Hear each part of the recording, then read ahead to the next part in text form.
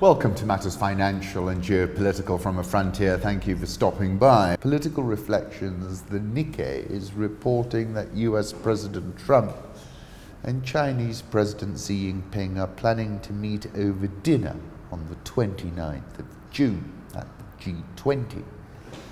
10th of December, this is the dinner that they had in what was billed a truce dinner before everything went kind of pear-shaped. Michael Pettis, who is the professor of finance at Peking University, speaking about Chinese growth, I think the real economic growth rate in China is already below 3%. Both the US and China had seen pretty strong economic growth in the first quarter. Could it be that both sides thought they were in a stronger negotiating position? I think that happened in the US, but not in China. Remember, in China, the GDP growth numbers tell us nothing about the economy. If Beijing wants 7% growth, they get 7%.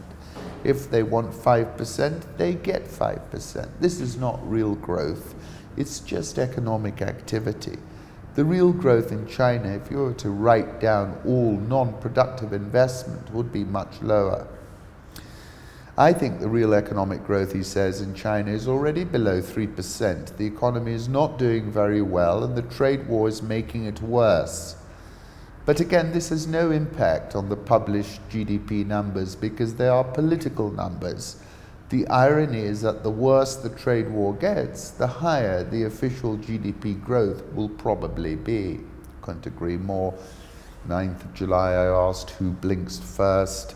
27th of May, I was quoting the Chinese, if there is a decoupling between the two economies, so be it. The Chinese people can endure more pain than the spoiled and hubristic Americans.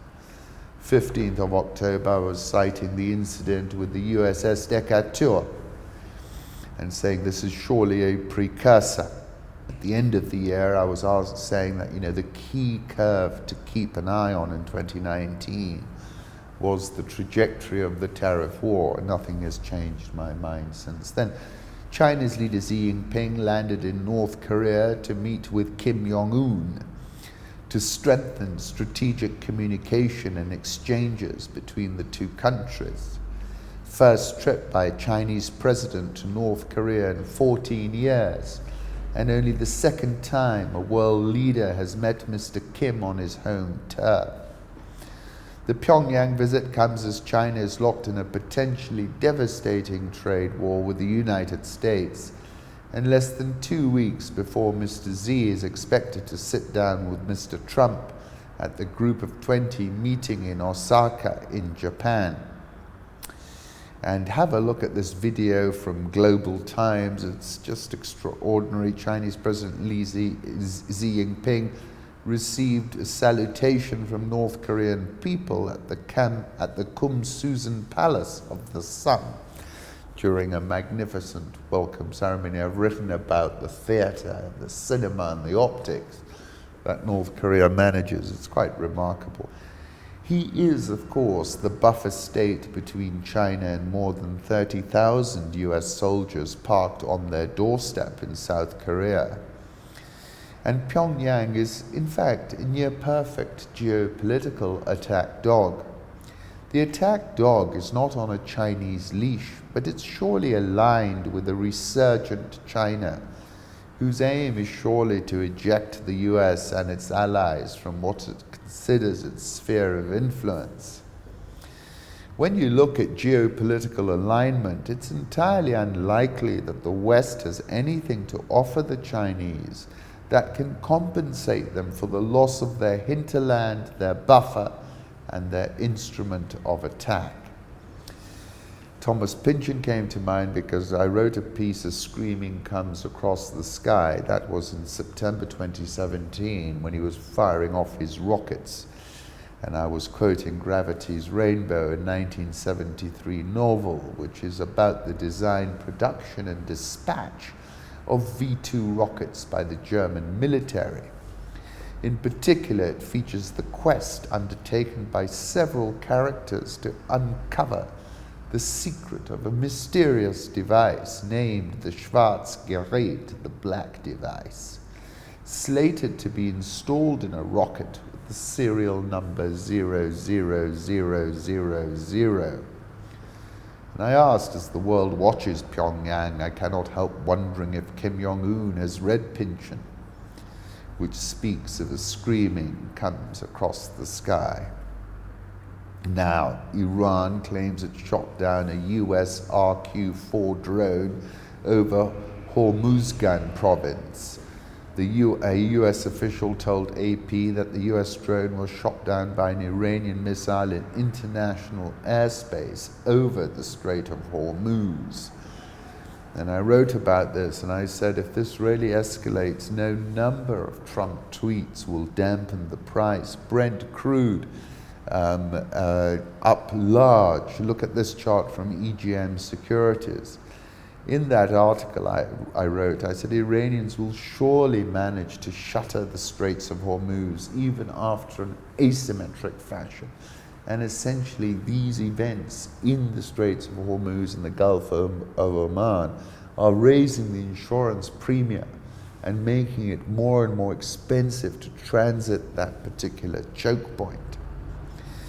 17th of June, I was quoting Stratfor, the overwhelming confidence that Iran is displaying, both in rhetoric and action, is astounding, said Stratfor. And I was saying, the global markets have become liquidity traps. The oil markets trade 24 hours, but in the early hours is when gremlins, wizards, and jinns stalk the exchanges like the FX markets. Therefore, if this Khamenei-Trump boutfest kicks off, then we could very well see a price spike. And I said, one touch is the way to go. Joints will be separated, Tubeji told Mutreb. First time I cut on the ground, if we take plastic bags and cut it into pieces, it will be finished. He referred to Khashoggi as the sacrificial animal. That was Mutreb. His name was not mentioned. Kalamar said she found no smoking gun incriminating the Crown Prince himself, but she said he had played an essential role in a campaign of repressing dissidents and almost certainly knew that a criminal mission targeting Khashoggi was being planned. She said there was credible evidence that he was in some way responsible for Khashoggi's murder. The report also says that Tubeji expressed concerns about what was about to transpire. The audio tape suggests they attempted to make Khashoggi believe he would be kidnapped, not killed, and repatriated to Saudi Arabia.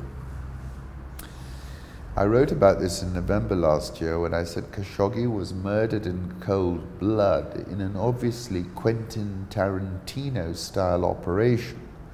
The facts that have been presented are stranger than fiction.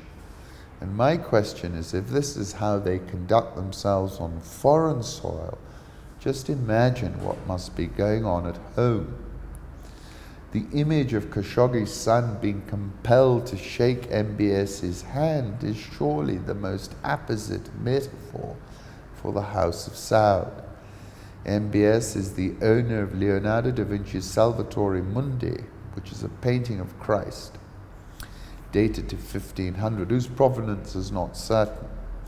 Painting shows Jesus in Renaissance dress, giving a benediction with his right hand raised, 2 fingers extended, while holding a transparent rock crystal orb in his left hand. The painting was supposedly in the Louvre in Abu Dhabi, but now apparently is on the Serene, which is the yacht that the Crown Prince bought for about 500 million euros in 2015. And according to Bruce Rydell, it's alleged that that's where he sleeps. And of course, in November 2017, I was referencing that, the day he arrived on the scene, he launched what I consider an unwinnable war in the Yemen.